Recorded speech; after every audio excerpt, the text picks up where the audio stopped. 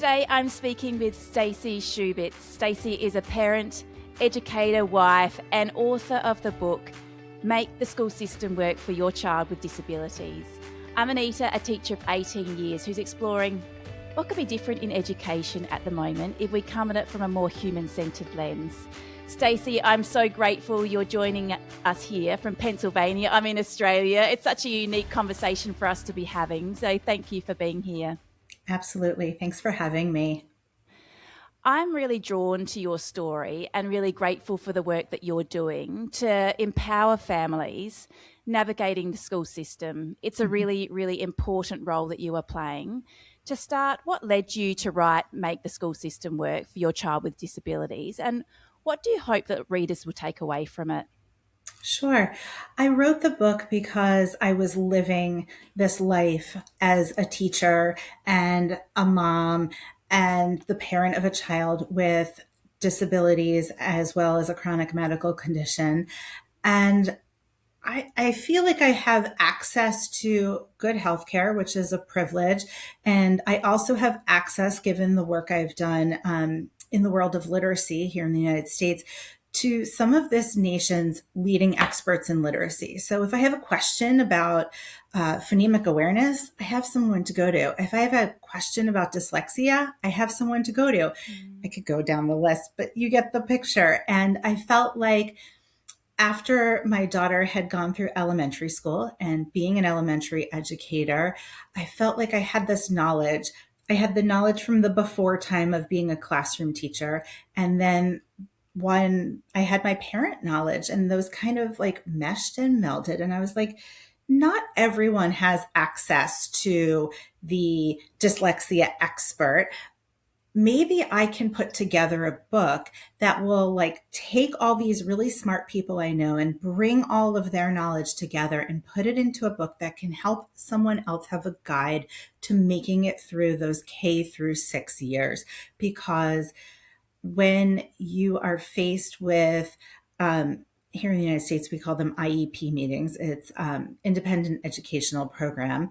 I'm not sure what you call them, but like The same, you're faced with meetings and terms and jargon, so many things. It's so helpful to just kind of like have a map, so to speak, for how to navigate the public school system. So that was basically what I set out to do, was to basically give someone a trail guide so they would feel more informed and more confident. Yes, I think it's such a unique perspective that you have. As you say, often I see families who are navigating the school system who are finding it really challenging, and you don't always know the right avenues to go down or what to say in meetings. And I love the fact that you come at it from such a practical lens. This is what will help. This is what to be thinking about. It's really, really valuable. And I really urge people to reach out and read your book, because I found it really valuable as an educator as well. Thank you. Yeah. In your book, you talk about how we sometimes dance around the word disability. It can be an uncomfortable conversation to have. And I'm really interested from your perspective how we as a society can talk about disability in a way that is really respectful and honest and, empowering for our young people. One of the things that I've done as a mom is just look to content creators and disabled authors and seeing like what they prefer. And time again, when you follow people who have disabilities, you start hearing them say, this is how I want to be referred to. I am disabled. I'm not differently abled. I am disabled. And the disability community has really tried to reclaim that word. It's not a 4-letter word. And I think so many of us just have this internalized ableism from when we were children and what we were taught to say, don't ask the wrong questions, don't say the wrong thing. And I think that we've come a long way. And I think it's okay to be using these terms. And as a person who's not disabled, but lives with someone who is, that is a word that we are really comfortable using in our home. We talk about hidden disabilities, we talk about invisible disabilities, also known as non apparent. You can't see everyone's disability, and that doesn't make one better or worse or more valid. It just makes everyone different. So, what I try and do is really model for my kids how I would want to have someone else speak about my own children or speak about me. I want it to be respectful. And I think that when adults are having conversations about disability and being a disability positive household where there's no shame wrapped up and it's just a different way to live, I think that when adults model it, kids will follow. It's when adults dance around it that I think kids feel like, ooh, there's something here that is wrong or bad. And people with disabilities don't want pity. They don't want to be fixed. They want to be respected. And I think it's also important on that same note to ask people what they prefer, whether they prefer person first language or identity first language. Everyone is different. And I know some people who will say that they are autistic, as where others say that they are a person with autism. Both are okay. I really love the way that you've brought it back to how it is so individual about, and it's really important to be able to speak to the young people about, you know, how they want to be referred to. When schools Right. are doing this really well, Mm-hmm. inclusive, kind, thoughtful, and I feel like there's a lot more understanding about this now. Mm-hmm. What do you think they're doing really well, just as an overall inclusive school? What do you think they're doing well? There are lots of things that schools are doing well. Mm, Not all schools are doing these things, but no. let me give you a highlight reel of things that I think are really going well. UDL, Universal Design for Learning. I think that schools that are really making UDL important and are bringing it to the forefront and are having teachers think about UDL when they're planning their lessons, I think that's really good stuff. I Mm, think co-taught classes, that is like perfect if it's done right. mm, If there's a special educator and a general educator in the same room and they know how the different models of co-teaching work, it flows really nicely and all kids benefit from it. mm, Um, I don't always see that going well, but I think that when it does go well, it's a gorgeous thing. Um, I think that there's been a lot of really good training about how to interact with people who have a disability that is visible. I think that there's a lot more respect given, and kids understand that more because they can see it from a young age. There's a greater emphasis on social emotional learning. That really matters. I think there's a growing understanding about neurodivergence. I don't think we're there yet, but I mm, think that there's a greater understanding. My son once came home and said, like, you know, this kid in my class, he needs fidgets and he has access to fidgets all the time because he has ADHD, but I don't need to have them mm, all the time. Like, so I could play with them once in a while, but like he needs them and that's okay. And I was like, wow, great teaching from his teacher that, you know, she has, you know, obviously with the student's permission, shared that. Um, Morning meetings and other like special class events, class parties where students who might be in a more restrictive educational setting are brought into the general education classroom and are part of those meetings and those celebrations. Um, I've recently seen unified sports and unified clubs working really well, where students with and without disabilities are coming together. They're doing clubs, they're in sports. Um, there's real interaction. I was just at a track meet like a week ago, and I saw teenagers talking to each other, being mm. incredibly supportive.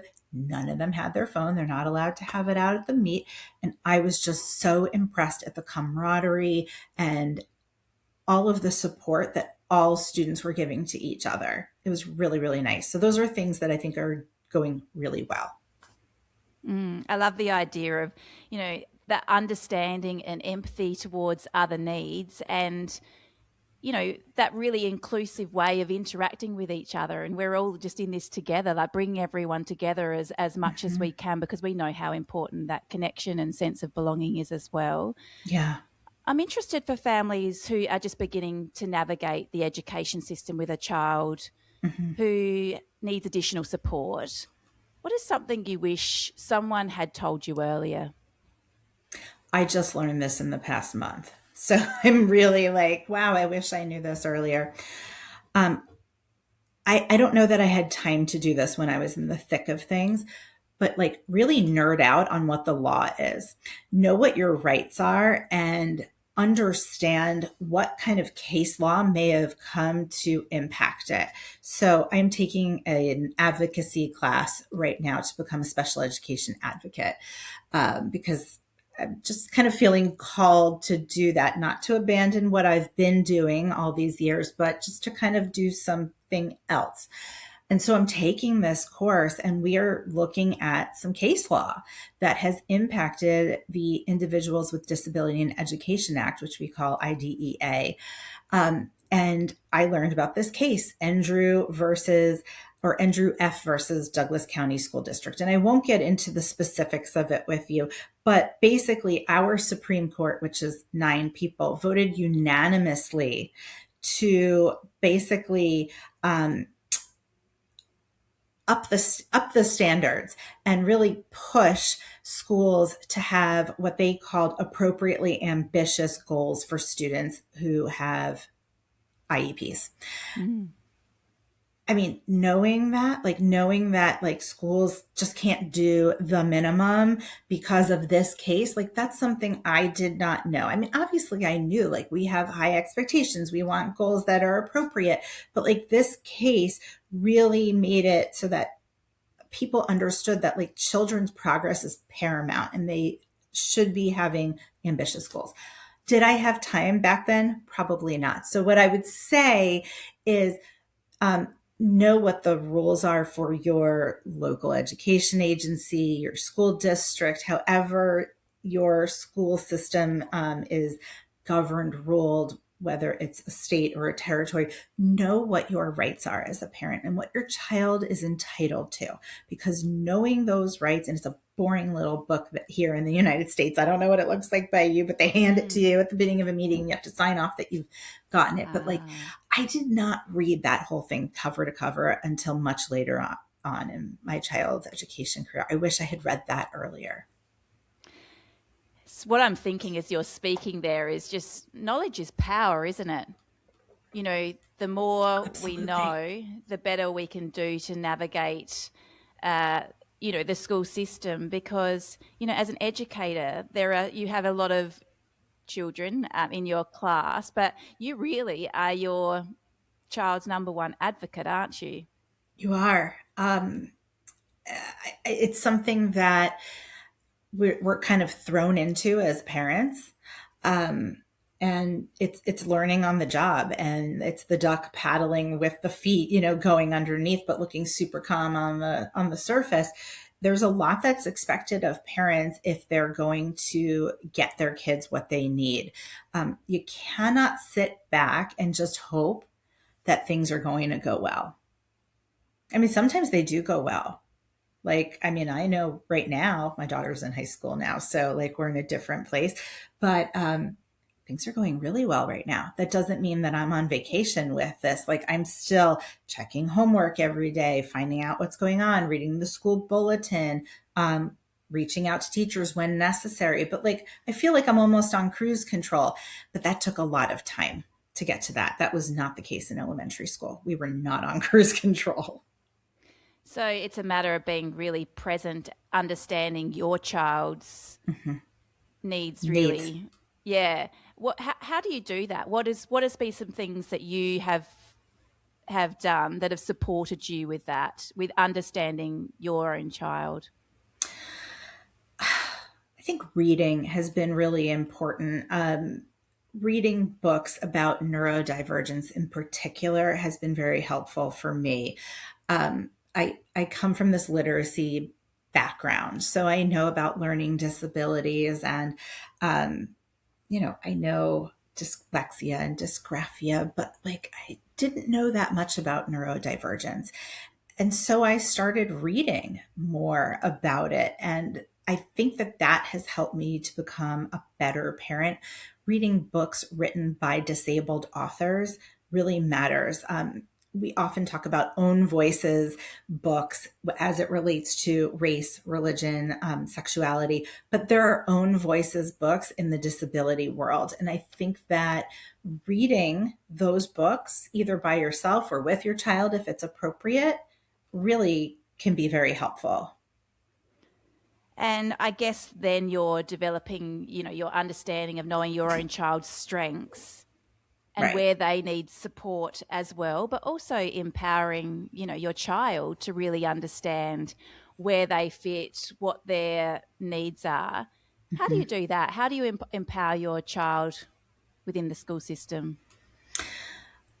I think I learned this later. And again, this is why I wrote the book, because I was like, man, I wish someone told me this earlier. Mm, But like, they need to know their IEP goals. mm, They need to know what their goals are. Because if they don't know what they're working towards, what's the point of all this? Like, why are they getting pull-out support? Why are they in speech therapy? Like, they need to know their goals. I remember I once asked my daughter, "Do you know your goals?" And we were like in maybe sixth or seventh grade, and she did not know all of them. And I was like, "Okay, that's going to change right now. Why didn't anyone tell me that? Why didn't you know that? Like, why didn't anyone tell you at school?" It just there's so many kids. They can't stay on top of this and be like, today we're going to review your goals. That's the first thing. I think kids need to know their goals. They also need to know their accommodations. They need to know what type of accommodations they are entitled to. They need to know more than just, I get time and a half on a test. They really need to know what those accommodations are. Like, I get a modified vocabulary list. So instead of getting 20 words, I get 12. They need to know that. They need to know that they might get bullet points instead of the prose of a word problem, because if word problems are really hard for them, the teacher might have an alternate test. Kids need to know this stuff. They need to know what it is. So if they are not receiving their accommodations, then they can report back to you about that. mm. I really like the idea of them knowing what their accommodations are and what their goals are, Mhm. and how what success looks like to them. And I feel like that's an area that we could work on more, and it's often Yeah. time is a factor, but Hmm. I love the way that you talk about, not dancing around it, actually having that meeting with them, because then they are going to achieve more success when they know Hmm. this is what the learning environment means is like for you, and them having a say over it as well. It sounds like, from my perspective, you being really involved in your child's learning and having those conversations has really empowered your child as well to navigate the school system and be, as you say, on cruise control now. Like, that is a really intentional, lead up to Yes. that position. We did not get here easily. I mean, No. there were twists and turns, and I mean, I don't think I've ever articulated it as cruise control, but Mm, that's kind of what this year has felt like, and some of last mm, year felt like that too. And I think that when everything's in motion and your child can self advocate, that's a really important thing. I'm sure you saw that chapter 10 is all about mm, self advocacy. Um, I think that that is very helpful. Can a first grader self advocate as well as an eighth grader? No, they cannot, but they can self advocate. Um, Students who are non speaking can self advocate most of the time. In rare circumstances, they cannot. But um, just something as simple as, please don't touch my chair to move me without asking. They might have a sign on their wheelchair, yes or no, like, yes, you may move my chair, no, you may not. I mean, that's like bodily autonomy, because that chair is an extension of their body. So when I think about self advocacy, I'm thinking like, what can we do early on to help kids feel comfortable so that later on they can just run with things? And I mean, I'm still checking over emails to teachers, but not all the time. But just having kids realize, like, okay, I need to talk to my teacher about something. I'm not sure how to bring it up. I can write a sticky note with like 3 words, put it in my folder. And when I get to school, I can hand the sticky note to my teacher, and that's going to help me remember what to talk to them about. I mean, just very basic, fundamental level stuff like that from an early age.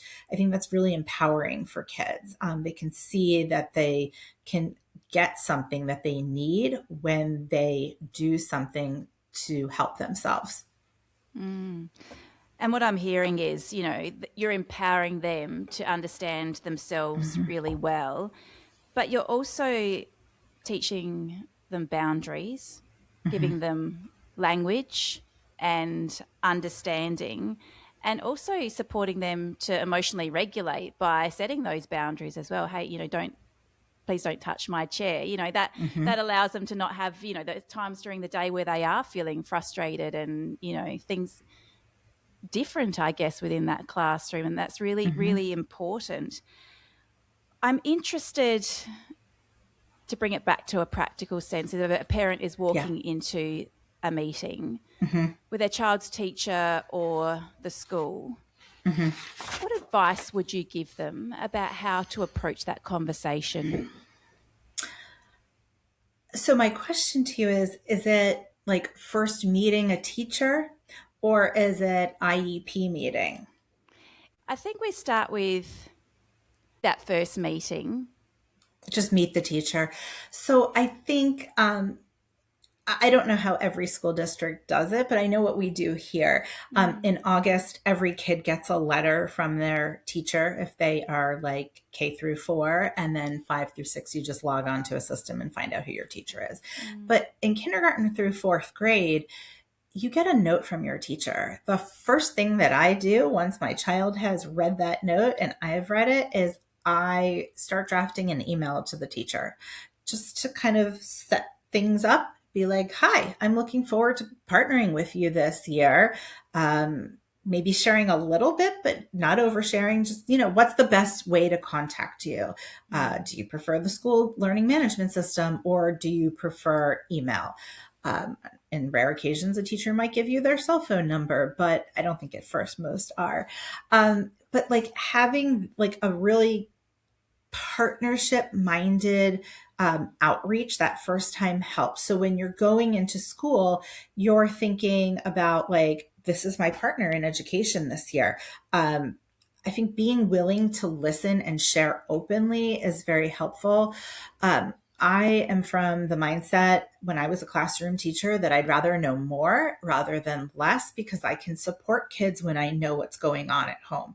Not every parent feels safe talking to a teacher who they've met for the first time about their lives. I mean, I have worked in places where there were some really complex home dynamics happening, abusive relationships that may have been in the past that were still impacting the child, a parent who had been incarcerated. I mean, you get the idea. Like, not Mm. everyone feels safe about that, but I think for parents who are approaching a teacher for the first time, just being willing to share as much as you feel comfortable with. I think that matters.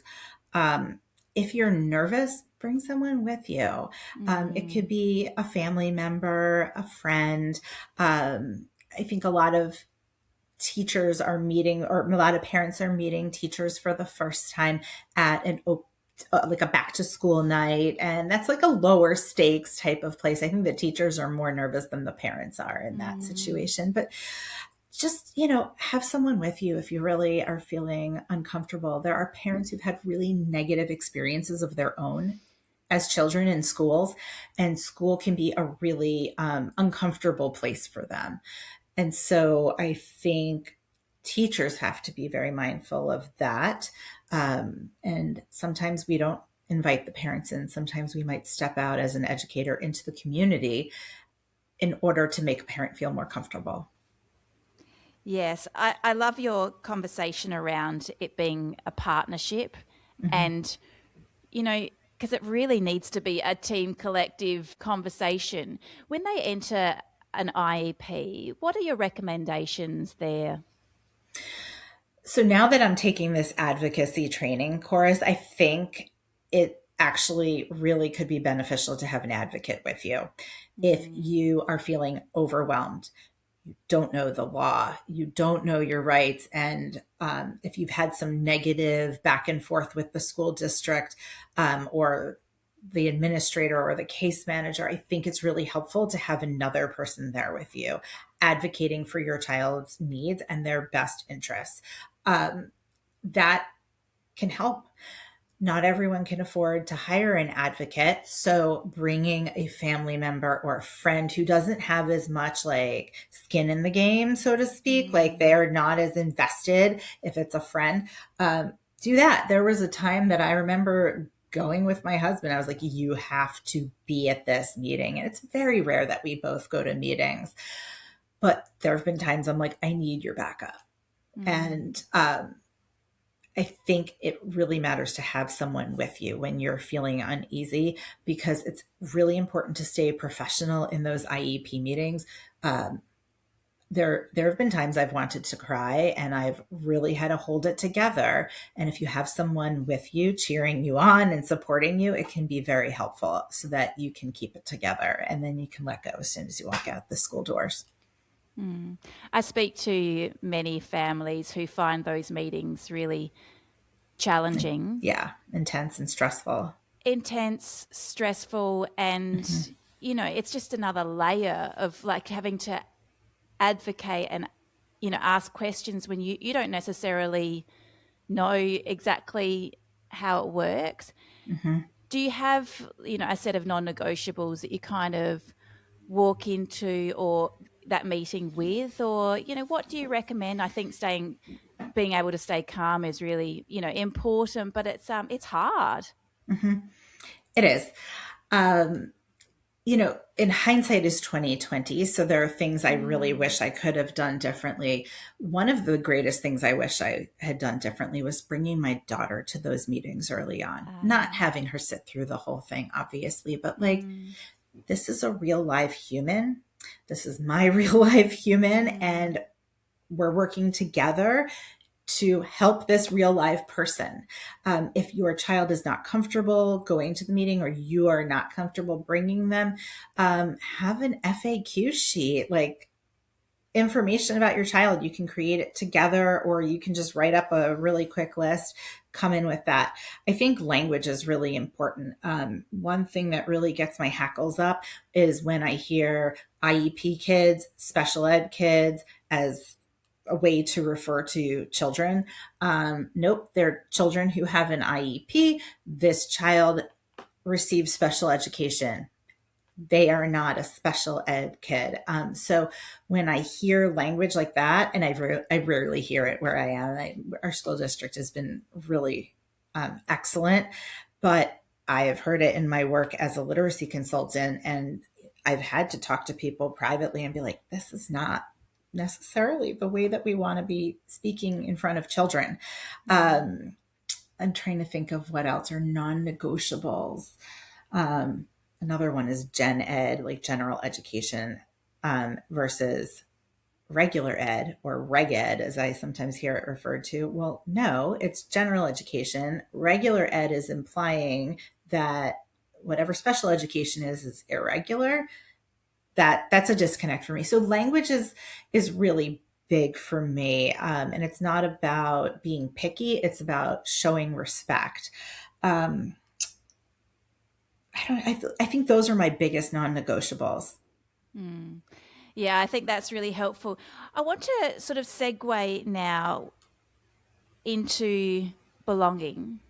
Hmm. We know that belonging is one of the number one predictors of happiness. Would you speak to us about the 10 dimensions of belonging at school and what that means to you? So I recently learned about Dr. Eric Carter's work and the 10 dimensions of full belonging. Mm, And he is he was at a Vanderbilt University and now he's at Baylor University. And I think a lot of the work started around faith communities, but schools are trying to implement it. And since we're on video, I brought some things over here to show. So these are the dimensions of belonging.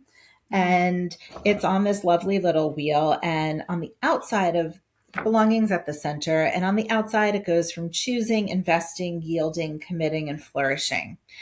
What does that mean? It starts out with being present, and then it goes to feeling invited, welcomed, known, accepted, supported, heard, befriended, needed, loved. Every child should feel all of these things. The problem is, this is not happening in schools, in most schools. I think many schools are doing really well with the presence and invitations. Kids with disabilities are involved in the school. They're invited to things and involved in some of the same programs, and they are encouraged to be with others. But are they welcomed? How are they known? And then, when you go up the ladder or not, go around the wheel rather, and you think about like, are they heard? Is their perspective heard? Are they befriended? And then those last two of being needed and loved, that's where real flourishing happens. And I think the work that many schools should be doing right now is auditing themselves. And there are some questions. It was in Education Week, and the questions are to ask about each dimension. What are we doing well right now? What could we be doing better or differently? And what should our school be doing next to spur change? Looking at these, I think, is going to be a really hard thing for many schools to do, because I think they're going to see that like they're doing the very lower, level belonging things, which are really important, but inclusion is not belonging. And acceptance is not belonging. It really does have to be this whole package, this whole wheel of options. So I think for anyone listening to this who works in a school community and has the ability to impact change, look this up and think about it, because this is really where you're going to go from just paying inclusion lip service to really making a difference for kids, because everyone should feel like they belong when they walk through those school doors, and so many kids do not. Belonging's everything, isn't it? When you reflect back on your own schooling, when you reflect on your children's schooling, we know that that's where it starts. And when young people feel a real sense of belonging, everything flows from there. Right. And it's a real collective responsibility within our schools, as you say, that everyone together is acknowledging where we're at, what we could potentially improve on, but how we show up, our tone, how we engage in every interaction. It matters. It matters. Are you familiar with responsive classroom? No. So responsive classroom it's basically a way of addressing social and emotional needs. And I did the training, oh my gosh, 20 years ago in 2006. And it revolutionized the way I taught, because it allowed me to understand that if you don't take care of the social and emotional needs, you are not going to cover your academic curriculum, because that SEL curriculum is just as important as the academic curriculum.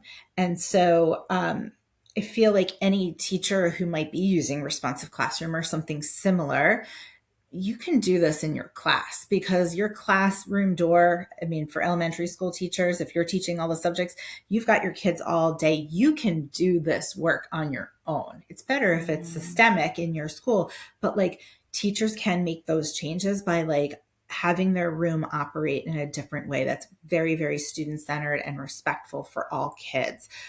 So I think that this can be possible for, to do even with a class of kids, you know, if you are getting kids who can really think through this.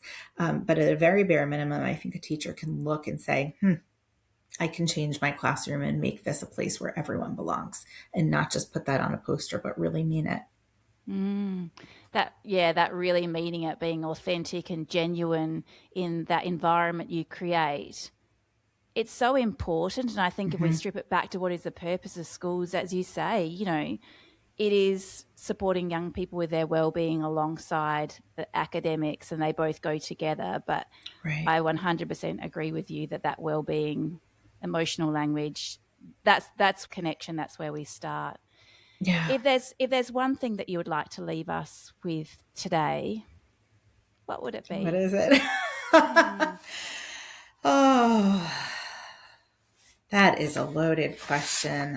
mm, I was looking at the list of things that are going well, that mm, students are doing well. And um, when I think of what's not going well, the thing that I think schools really need to work on, and adults need to work on this too, mm, um, is really understanding neurodivergence and non apparent disabilities better.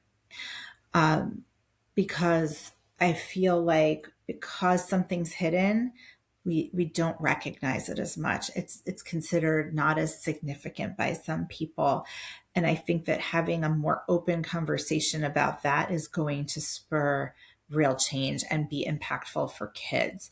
I think that's the thing I want to leave people with, is just to think a little bit more about those disabilities, because all disabilities um, need to be respected. mm.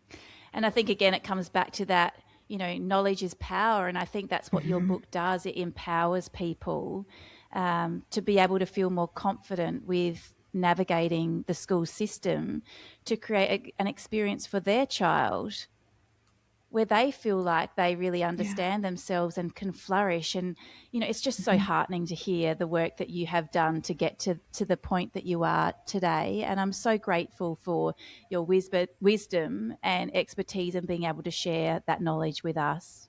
Well, So thank thank you. you. It's great to go across the miles and have this conversation. And thank you for having me over here. Yeah, absolute pleasure. Thanks, Stacey.